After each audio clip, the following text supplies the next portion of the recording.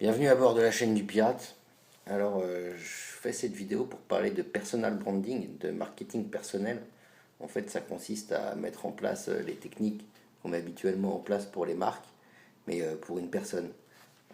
C'est une technique assez efficace en fait dans la création d'audience à l'heure actuelle.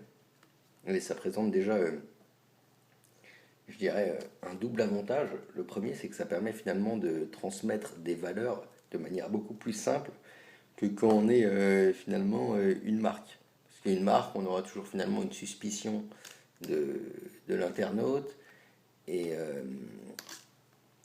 ça reste quand même, on va dire, mort une marque. Alors qu'un humain, il peut avoir une histoire riche, des émotions, etc. quoi.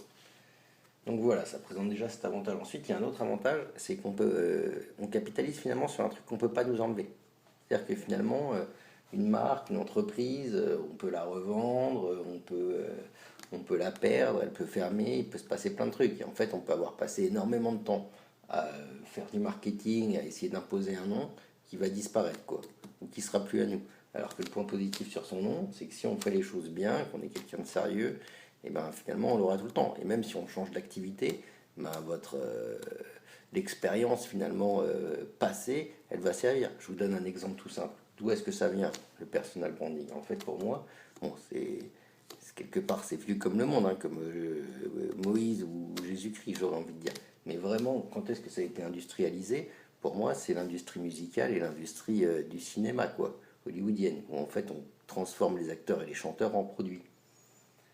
Et donc, pour illustrer ce que je disais, voilà, si on regarde, il y a plein de chanteurs qui deviennent acteurs. Il n'y a qu'à voir Jennifer Lopez, 50 Cent, enfin, Aznavour qui joue dans des films, et l'inverse aussi est vrai. Et voilà, en fait, le fait d'avoir après un nom, on peut ouvrir un restaurant, vendre de la fringue, et ça offre plein de possibilités, quoi.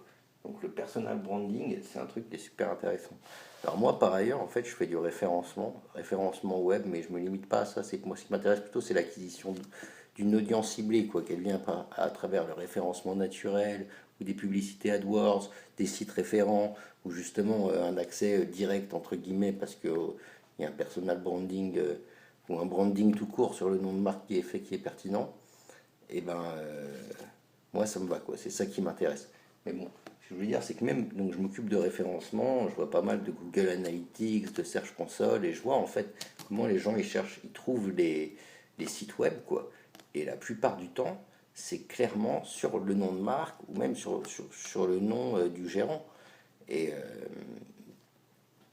et en fait, c'est une audience, comme je dis, qui est captive et qu'on ne peut pas nous prendre. Donc elle a beaucoup plus de valeur finalement qu'une autre audience. Et ce qu'il faut savoir, c'est que Google, ça j'en suis convaincu, hein, bon c'est écrit nulle part, mais c'est quelque part un secret de polichinelle, c'est que si votre nom de marque, imaginons, je vais prendre un exemple qui m'est cher, c'est la vente de chaussettes, j'aime bien cet exemple. Eh bien, imaginons, vous avez une vente de... Vous vendez des chaussettes et vous appelez votre marque la pelote de laine. Et bien, s'il y a plein de mecs qui tapent la pelote de laine et qu'après ils descendent toute la serpe jusqu'à trouver votre produit, et ben ça va être valorisé par Google. Ça va être valorisé par Google dans votre thématique. Et en fait, c'est ça. C'est-à-dire qu'il se dit, bah, s'il y a énormément de recherches sur ce nom de marque, c'est que c'est offline, quelque chose de connu, de respecté, qui fait un bon boulot. Donc, on va lui donner du crédit online. C'est tout à fait logique. Et voilà, c'est un truc qui est plus ou moins avéré. Donc voilà, c'était une petite vidéo sur le personal branding. J'espère que ça t'a un peu éclairé sur la situation, les possibilités, les avantages. Bon, après, il y a des inconvénients aussi. Hein. Faut pas faire de la merde derrière. Si, je sais pas, hein, t'es condamné pour un truc, quoi, ça peut aussi desservir ton business. Donc, en tout cas, si le personal branding, c'est un sujet qui t'intéresse et tu te poses la question de comment créer une audience durablement et une audience finalement de qualité, bah, je t'incite à regarder mes autres vidéos. J'ai fait une vidéo par exemple sur le netlinking de demain, enfin toute une série sur le référencement de demain et ouais, je t'incite vraiment à les regarder. Voilà, bah, n'hésite pas à commenter aussi, hein. Et je répondrai aux commentaires si on a, pas de souci. Allez, ciao, peut-être à bientôt sur la chaîne du pirate.